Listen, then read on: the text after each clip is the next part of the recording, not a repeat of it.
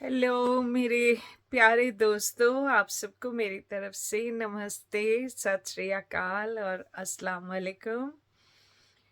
2-3 दिन हो गए आप लोगों से बात नहीं हुई, तो मैंने सोचा मैं आज छोटी सी वीडियो बना के आप सबको कुछ अपडेट कर दूं अपने बारे में।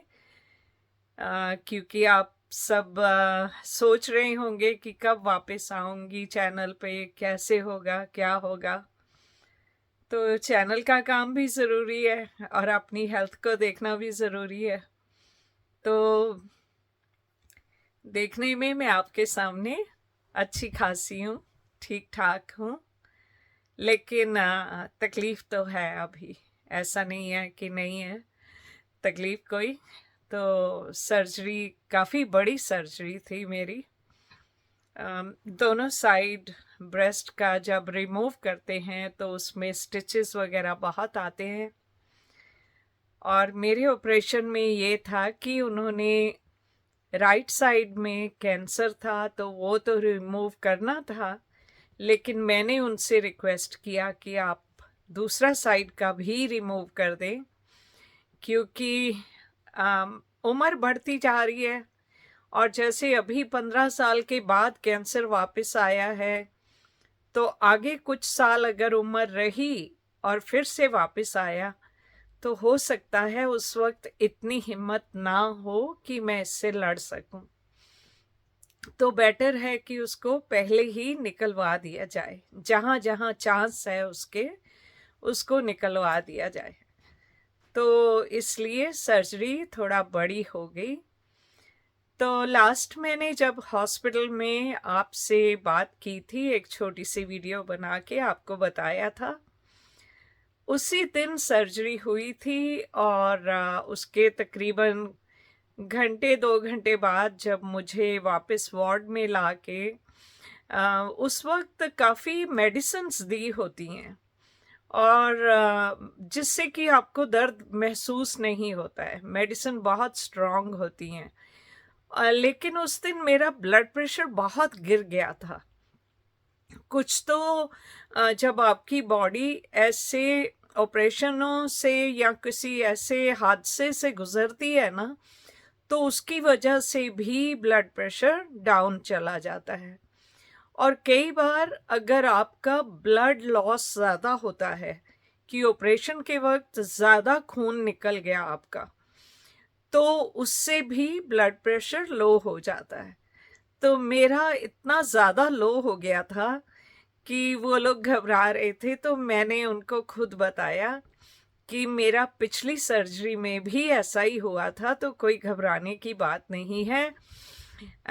मेरा जल्दी रिकवर हो जाता है, बस आप यही जो ग्लूकोज लगा रहे हैं वो ही लगाइए, और मुझे ब्लड चढ़ाने की ज़रूरत नहीं पड़ेगी, मैं बिल्कुल ठीक हो जाऊंगी। तो वही हुआ, उन्होंने खूब तेज़ स्पीड में मुझे ग्लूकोज चढ़ाए और उससे बहुत बेहतर हो गया। तो फिर मैं नेक्स्ट डे घर आ गई थी। तो एक ही दिन हॉस्पिटल में रही थी। और अभी मुझे, आज संडे है, तो नेक्स्ट वीक के लिए हॉस्पिटल की अपॉइंटमेंट उन्होंने कहा हुआ है कि जो बैंडेज लगाई है यहाँ ऊपर के पूरे हिस्से में, उसको चेंज करवाना है। तो उसके लिए मुझे हॉस्पिटल जाना है। और बड़ा बेटा वो भी 2 दिन बाद आ जाएगा। वो टूर पे अब्रॉड गया हुआ था, तो अभी वापस आ गया है, तो वो भी आ जाएगा। और नेक्स्ट वीक मेरी बेटी की भी अपॉइंटमेंट है, तो उसको छोटा बेटा हॉस्पिटल लेके जाएगा और मुझे बड़ा बेटा हॉस्पिटल लेके जाएगा। तो सारी फैमिली हम मिलजुल कर एक दूसरे का ख्याल कर रहे हैं, एक दूसरे को देख रहे हैं और खूब हिम्मत दिखा रहे हैं। चाहे जितनी भी हिम्मत है, लेकिन हिम्मत दिखा रहे हैं।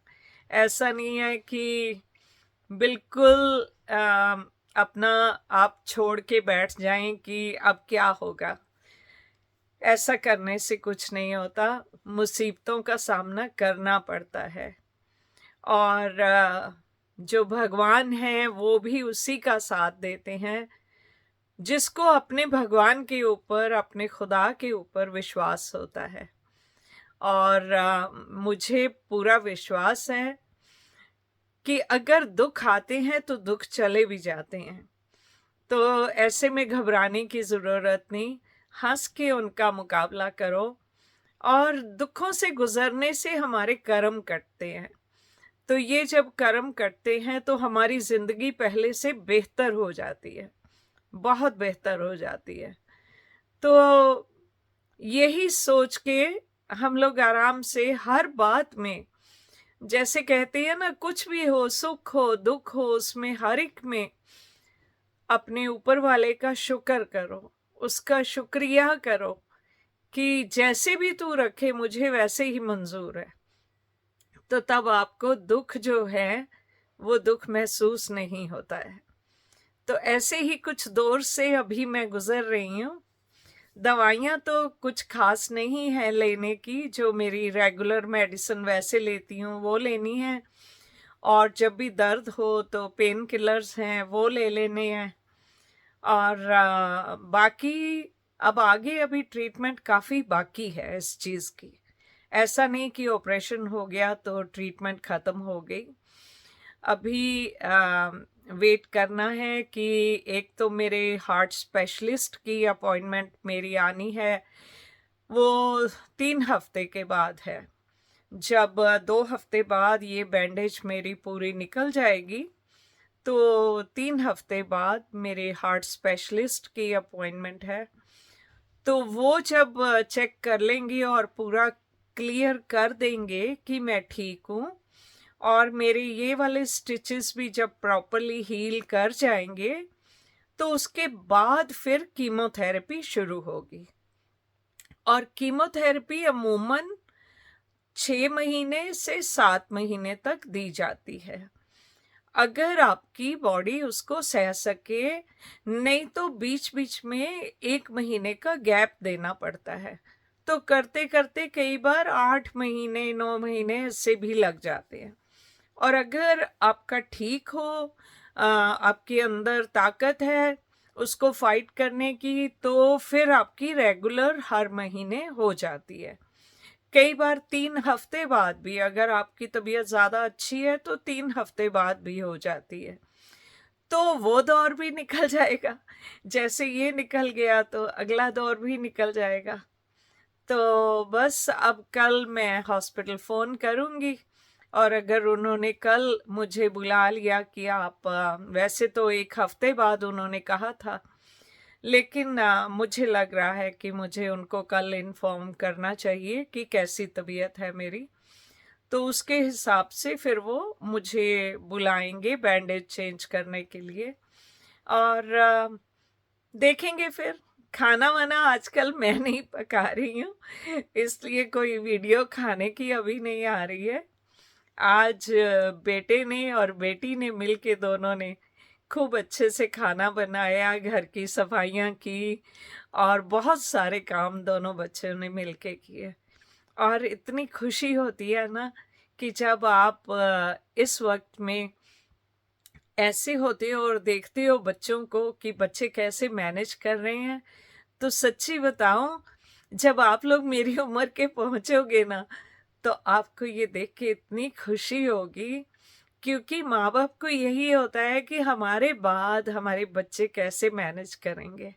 लेकिन जब आप अपनी आंखों के सामने उनको देखते हो कि वो कितना अच्छे से कर रहे हैं सब कुछ, और घबरा नहीं रहे हैं, और कोई थकावट नहीं शो कर रहे, बहुत खिज नहीं रहे कि हमें काम करना पड़ रहा है, तो ऐसे में ना आपके दिल को सुकून मिलता है। और फिर आप और अच्छे से रिकवर कर सकते हो कि मुझे कोई फिक्र करने की ज़रूरत नहीं। अगर मेरे साथ कुछ होता भी है तो मेरे बच्चे अब इतने लायक हो गए कि वो खुद को संभाल सकते हैं, एक दूसरे को संभाल सकते हैं।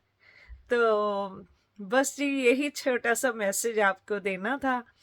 और आप लोगों ने बहुत साथ दिया है मेरा, आपने मेरी पोस्ट को भी इतना ज़्यादा देखा और अच्छे से कमेंट्स किए, तो उसके लिए मैं आप सबकी बहुत बहुत शुक्रगुजार हूँ।